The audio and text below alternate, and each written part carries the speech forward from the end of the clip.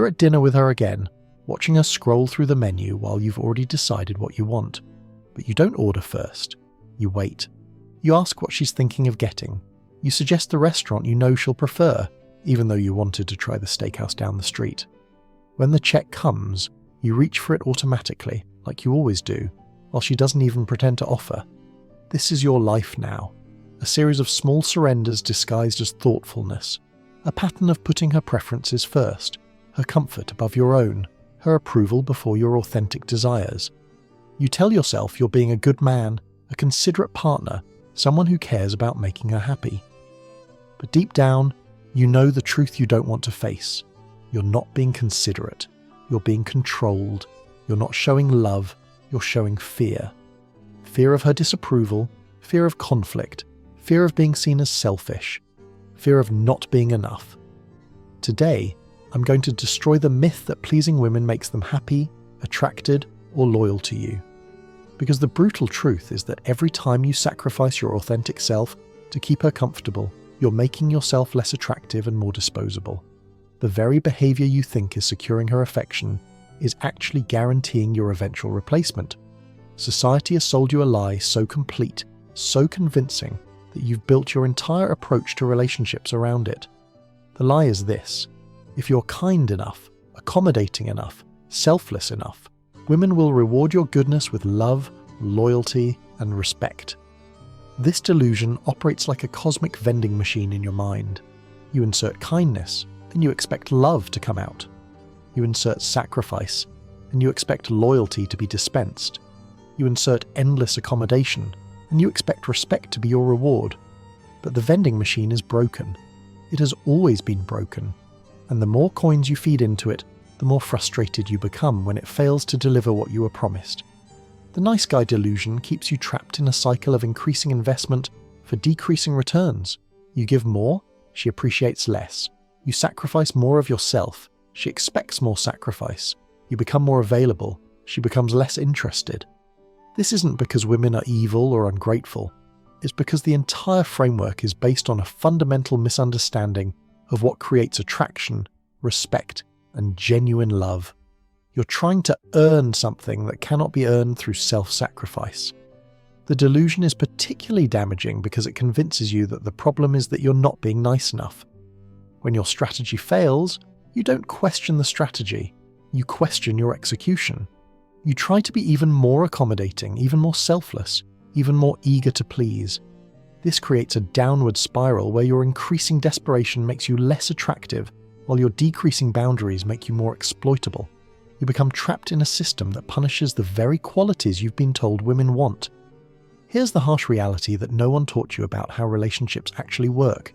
People don't value you for your moral character. They value you for what you provide to their lives. This isn't cynical. It's simply how human psychology operates at its most fundamental level. When you make yourself endlessly available, constantly accommodating and perpetually self-sacrificing, you're not making yourself valuable. You're making yourself utility. You become the emotional equivalent of a public service, always there when needed, never appreciated, and easily replaced when something better comes along. Women don't wake up thinking about how grateful they are for your kindness. They wake up thinking about how they feel when they're with you. Do you challenge them? Do you excite them? Do you make them feel special because you chose them? Or do you make them feel indifferent because you choose anyone who would have you? The utility principle explains why women often lose interest in men who are too good to them. It's not that they want to be treated badly. It's that they want to be chosen by someone who has other options, someone whose attention feels valuable because it's selective rather than automatic. When you please everyone, you please no one. When you're available to everyone, you're special to no one. When you sacrifice everything for anyone, your sacrifice means nothing to everyone. This principle operates in every area of human interaction. People value what is scarce, respect what requires effort to obtain, and dismiss what is freely given without being earned. Your endless accommodation signals that your time, attention, and energy have no value because you give them away without requiring anything in return. Let's strip away the noble language you use to describe your people-pleasing behavior and examine what's really driving it. You don't accommodate women because you're kind. You accommodate them because you're afraid. You're not being thoughtful, you're being terrified. You're afraid of conflict because you've learned that disagreement might lead to abandonment. You're afraid of setting boundaries because you believe that limits will make you unlovable. You're afraid of having preferences because you've been taught that your needs matter, less than everyone else's comfort. Most of all, you're afraid of being seen as you truly are because you've convinced yourself that your authentic self isn't good enough to be loved. So you create a performance version of yourself that you think will be more acceptable, more lovable, more worthy of female attention. This fear-based approach to relationships creates a fundamental dishonesty that poisons every interaction. You're not showing her who you are, you're showing her who you think she wants you to be. You're not building a relationship with a real person, you're managing her impression of a fictional character you've created. The woman in your life doesn't actually know you, because you've never allowed her to meet you. She knows the accommodating, eager-to-please, conflict-avoiding performance you deliver whenever she's around. She's in a relationship with your fear, not your authentic self. This fear also makes you incredibly unattractive because it communicates that you don't believe you're valuable enough to be chosen for who you actually are. Your desperation to be accepted reveals your own lack of self-acceptance. Your need for approval broadcasts your own lack of self-approval. Here's a paradox that will shatter your entire worldview about relationships. The more you try to earn respect through accommodation, the less respect you actually receive. Respect isn't given to people who try to earn it. It's given to people who expect it. Women respect men who have boundaries because boundaries demonstrate self-respect. They respect men who say no because the ability to refuse indicates that your yes actually means something. They respect men who are willing to displease them because it shows you value your own judgment more than their approval. The accommodation approach sends the opposite message. Every time you sacrifice your preferences for hers, you signal that her comfort is more important than your authenticity. Every time you avoid conflict, you communicate that her emotional state is more valuable than your honest expression. This creates a psychological dynamic where she learns to see you as someone who exists to serve her needs rather than as an equal partner with your own needs. You become utility rather than humanity, function rather than person, convenience rather than choice. The respect paradox also explains why women often become more demanding the more you accommodate them. Your willingness to sacrifice everything teaches them that your boundaries are negotiable, your needs are optional, and your preferences are irrelevant. They don't respect your kindness because your kindness comes without conditions. They don't value your sacrifice because your sacrifice comes without limits. They don't appreciate your accommodation because your accommodation comes without boundaries.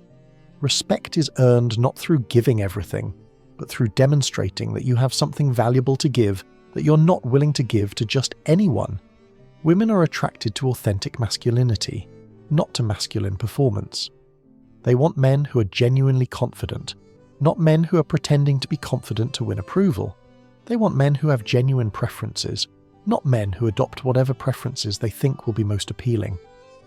Authentic attraction is based on the feeling that you are who you are, regardless of whether she approves or not. This authenticity is magnetic because it's rare. Most men are constantly adjusting themselves based on female feedback, trying to optimize their appeal through strategic behavior modification. But authenticity cannot be strategized. It can only be lived. And living authentically requires accepting that some people won't like you, some women won't be attracted to you, and some relationships won't work out regardless of how much you try to make them work. The fear of this rejection keeps most men trapped in people-pleasing patterns because they believe that being authentic risks losing someone they care about. But the truth is that pleasing behavior guarantees losing yourself, and when you lose yourself, you lose everything that made you attractive in the first place. Authentic attraction also requires understanding that women are attracted to men who are going somewhere in life, who have purposes beyond the relationship, who maintain interests and goals that don't revolve around female approval. They want to be chosen by men who have other options, not by men who have no choice but to settle for whoever will accept them. This doesn't mean being cruel, selfish, or indifferent. It means being honest about who you are, what you want, and what you're willing to accept from others. It means being kind from a position of strength rather than from a position of fear. If you're starting to see how your attempts to please women have actually been making you less attractive and more disposable, make sure to subscribe and hit that notification bell. What I'm revealing today about authentic masculinity versus people-pleasing behavior could transform how women see you and how you see yourself. The moment you start setting boundaries is the moment you reclaim your power in relationships. Boundaries aren't walls designed to keep people out. They're standards designed to let the right people in while filtering out those who don't respect your value. Most men have no boundaries with women because they've been taught that having limits is selfish, that saying no is mean, that putting themselves first is wrong. But boundaries aren't about selfishness, they're about self-respect. And without self-respect, you cannot command respect from others. Setting boundaries means being clear about what behavior you will and won't accept, what treatment you deserve, and what kind of relationship dynamic you're willing to participate in. It means being willing to walk away from situations that don't serve your highest good, even if walking away is uncomfortable. The boundary revolution begins with understanding that you're not responsible for managing anyone else's emotions. You're not obligated to sacrifice your peace to maintain someone else's comfort. You're not required to set yourself on fire to keep others warm. This revolution requires developing comfort with disappointing people who expect you to prioritize their needs over your own well-being. It means accepting that some women will lose interest when you stop being endlessly accommodating, and recognizing that their loss of interest reveals that they were never interested in you as a person. Boundaries also mean being selective about where you invest your time, energy, and emotional resources. Not everyone deserves your best effort. Not every relationship deserves your sacrifice. Not every woman deserves your accommodation. When you implement boundaries, you'll discover that the women worth having in your life respect your limits and appreciate your self-respect. The women who don't respect your boundaries reveal themselves as people who saw you as utility rather than humanity. Understanding how power actually works in relationships requires abandoning naive morality in favor of strategic thinking. This doesn't mean becoming manipulative or cruel. It means recognizing that being good isn't enough if you want to be effective. Strategic masculinity means understanding that how you're perceived matters more than your intentions. It means recognizing that your impact on others is more important than your internal goodness. It means accepting that being right isn't enough if you can't influence outcomes. This strategic approach requires developing what could be called intelligent kindness. Kindness that serves both your interests and others' interests rather than sacrificing your interests to serve theirs. It means being generous from abundance rather than giving from scarcity. Strategic masculinity also involves understanding timing, context, and audience. Knowing when to be accommodating and when to be firm, when to be flexible and when to be immovable, when to give and when to receive. This isn't manipulation, it's emotional intelligence applied to relationship dynamics. The strategic approach also requires developing multiple sources of self-worth that don't depend on female approval. When your confidence comes from your career achievements, your physical fitness, your creative pursuits, and your social connections, you're not desperate for validation from any single woman. This abundance mentality makes you more attractive because you're choosing to be in relationships rather than needing to be in them. You're offering partnership rather than seeking rescue. You're providing value rather than desperately trying to prove your worth. One of the most important shifts in moving beyond people-pleasing is recognizing that you should be selecting women rather than hoping to be selected by them. This requires completely reversing your mental framework about how attraction and relationships work. Instead of trying to make yourself appealing to every woman you meet, you should be evaluating whether each woman meets your standards for the kind of partner you want in your life. This means having actual standards beyond physical attraction and availability. What kind of character does she have? How does she treat service workers, her family, her friends? How does she handle stress, conflict, and disappointment? What are her values, her goals, her approaches to personal growth and responsibility? The selection process also means being willing to walk away from women who don't meet your standards, regardless of how attractive they are or how much attention they give you. This is perhaps the most difficult aspect for men who have been trained to be grateful for any female interest. Selection requires understanding that a woman's interest in you is not automatically a good thing if she's not the kind of person who would enhance your life. Being chosen by someone who isn't worth choosing is not a victory, it's a trap. This selective approach naturally makes you more attractive because it communicates that your attention is valuable, that your standards are real, and that you see yourself as someone worth being with. Women respect men who are selective because selectivity implies value. Moving from people-pleasing to authentic masculinity doesn't happen overnight. It requires systematic deprogramming of years or decades of conditioning that taught you to prioritize others' comfort over your own authenticity. The first phase involves recognizing the patterns. You start noticing when you're automatically accommodating, when you're avoiding conflict out of fear, when you're saying yes when you want to say no. This awareness is uncomfortable because it reveals how much of your behavior is driven by fear rather than choice.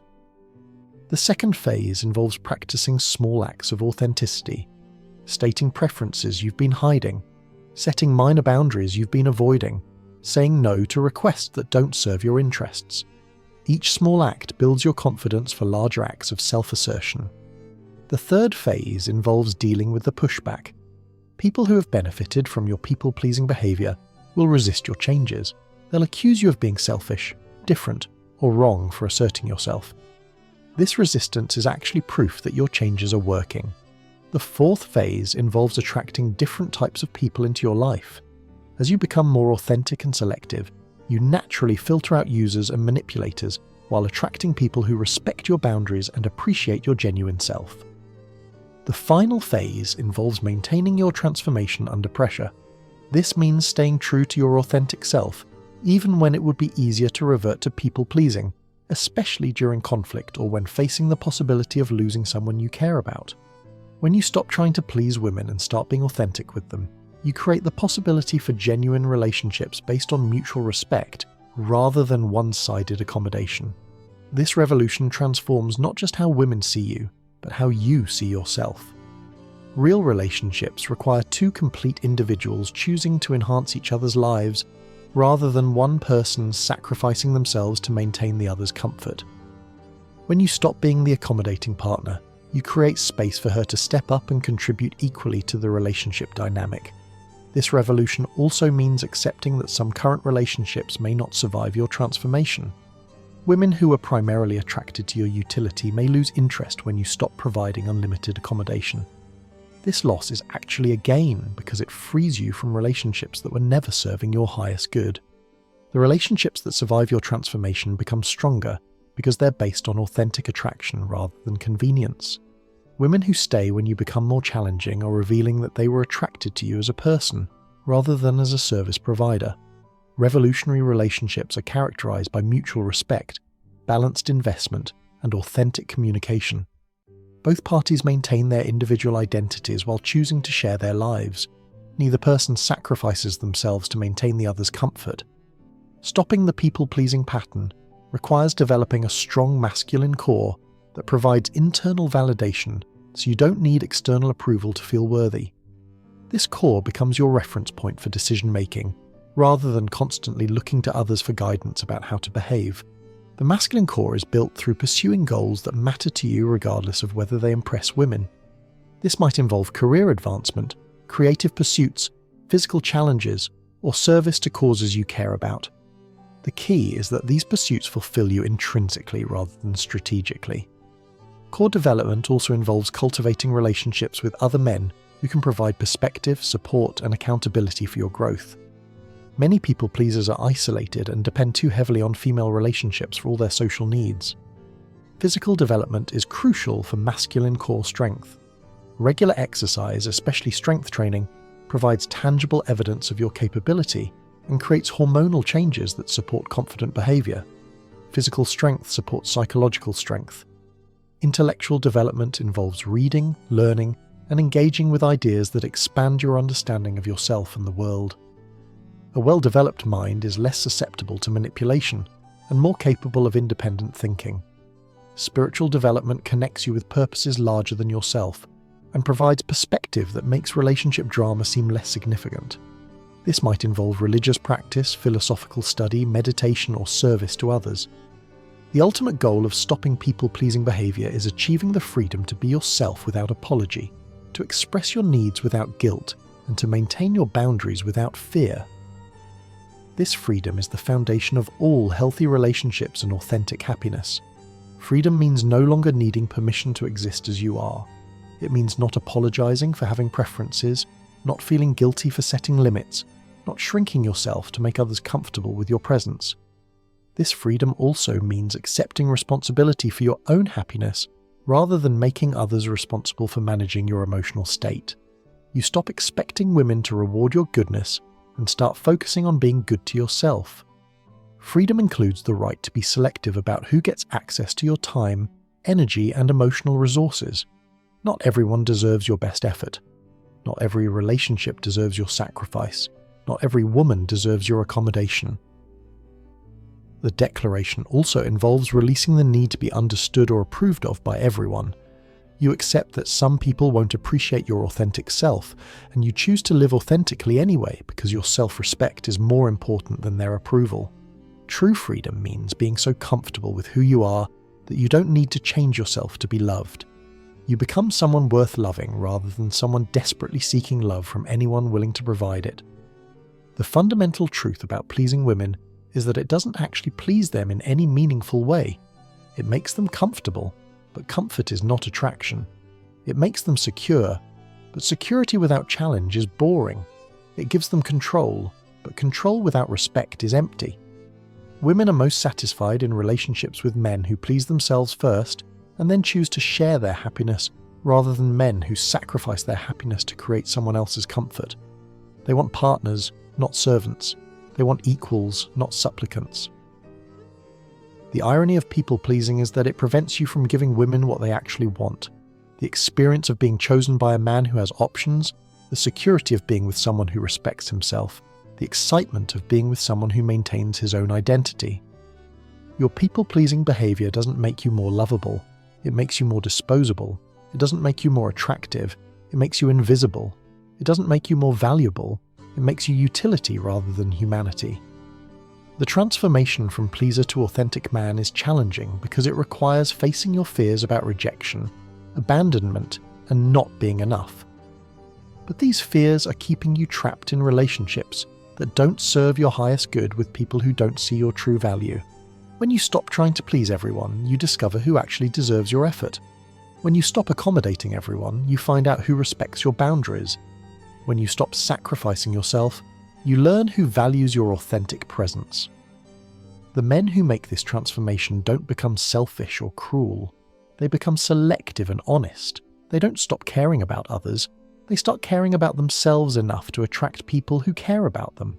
They don't become less loving. They become more worthy of love.